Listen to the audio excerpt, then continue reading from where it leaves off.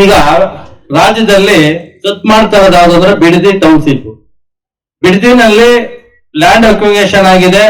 ಎಲ್ಲರೂ ಹೇಳ್ತಾ ಇರೋದು ಸರ್ಕಾರ ಡಿಕ್ಲೇರ್ ಮಾಡಿದ್ದು 1.5 ಕೋಟಿ ಕೊಡ್ತೀವಿ, 1,80,00,000 ಕೊಡ್ತೀವಿ ಅಂತ ಅಷ್ಟೇ ಹೇಳಿದ್ರು.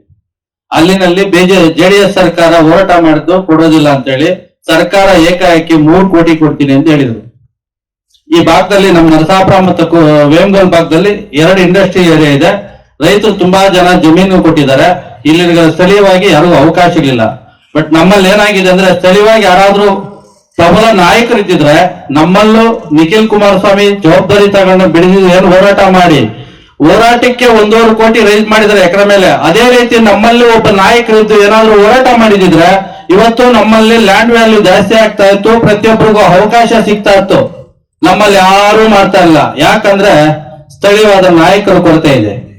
ನಾನ್ ಕೇಳೋದು ಒಂದೇ, ಈ ವೇದಿಕೆಯಿಂದ ನಮ್ಮಲ್ಲಿರಕ್ಕಂತ ನಮ್ಮದೇ ಪಕ್ಷದಲ್ಲಿರಕ್ಕಂತ MP ಅವ್ರಿಗಾಗಿರ್ಲಿ, ಇಲ್ಲಿರಕ್ಕಂತ MLA ಅವ್ರಿಗಾಗಿರ್ಲಿ, ನಮ್ಮದೊಂದು ಅವ್ರಿಗೇನು ರಿಕ್ವೆಸ್ಟ್ ಅಂದ್ರೆ ದಯವಿಟ್ಟು ಕೋಲಾರ ಭಾಗದಲ್ಲಿ ಇಂಡಸ್ಟ್ರಿಯಲ್ ಈ KGF ಅಲ್ಲೂ ಮಾಡ್ತಾ ಇದಾರೆ, ಕೋಲಾರ ಭಾಗದಲ್ಲಿ ಶ್ರೀನಿವಾಸಪುರ ಎಲ್ಲಾ ಕಡೆ ಅಕ್ವಿಗೇಷನ್ ಮಾಡ್ತಾ ಇದಾರೆ.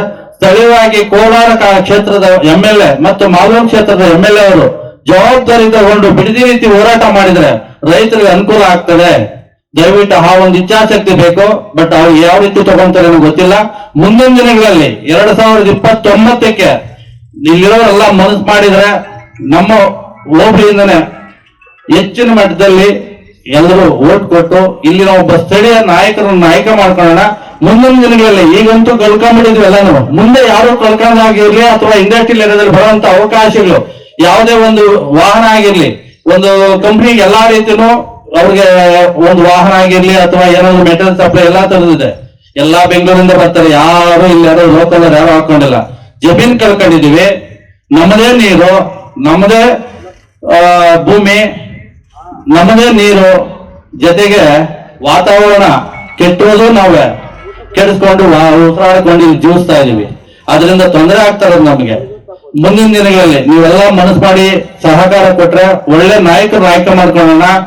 ನಾವು ಬೇರೆ ಬೆಂಗಳೂರಿನಲ್ಲಿರಕ್ಕಂತ ಬಿಡದಿರೋ ರೀತಿ ಒಳ್ಳೆ ನಾಯಕರು ಬಂದ್ರೆ ಧೈರ್ಯವಾಗಿ ಹೋರಾಟ ಮಾಡ್ಬೋದು, ನಮಗೂ ಅವಕಾಶ ಸಿಗ್ತದೆ ಅಂತ ಹೇಳಿ ದಯವಿಟ್ಟು ಎಲ್ಲರೂ ಮುಂದಿನ ದಿನಗಳಲ್ಲಿ ವೇದಿಕೆ ಮೇಲೆ ಇರಕ್ಕಂತ ಮುಖಂಡರು ಮೊದಲು ಎಲ್ಲ ಸಂಘಟಿತವಾಗಿ ಇಲ್ಲಿರೋ ಕಾರ್ಯಕರ್ತರಿಗೆ ಏನೇ ತೊಂದರೆ ಆದಾಗ ಅವ್ರಿಗೆ ನಿಮ್ಗೆ ಏನ್ ತೊಂದರೆ ಆಗಿದೆ, ನೀವ್ ಯಾರು ಹೋಗ್ಬೇಡಿ, ನಾವ್ ಇದೀವಿ ಅಂತೇಳಿ ಅವ್ರ ಕಷ್ಟ ಅಂತ ಗೊತ್ತಾದಾಗ ಅವ್ರು ನಮ್ಮವರೆಗೂ ಬರ್ಬೇಕಾದ ಅವಶ್ಯಕತೆ ಇಲ್ಲ. ನಾವುಗಳೇ ಏನಾಗಿದೆ ಅಂತ ತಿಳ್ಕೊಂಡು ಅವ್ರ ಜೊತೆಲಿ ನಿಂತ್ರೆ ಕಾರ್ಯಕರ್ತರು ವೋಟರ್ಸು ನಮ್ ಜೊತೆಲಿ ಇರ್ತಾರೆ. ಮೊದಲು ನಮ್ಮ ಮುಖಂಡರು ನಾವು ಕರೆಕ್ಟ್ ಆಗಿರ್ಬೇಕು. ವೇದಿಕೆಗೆ ಬರ್ತೀವಿ, ಹೊರಟು ಹೋಗ್ತೀವಿ, ಯಾರ ಕಷ್ಟ ಯಾರು ಕೇಳೋದಿಲ್ಲ.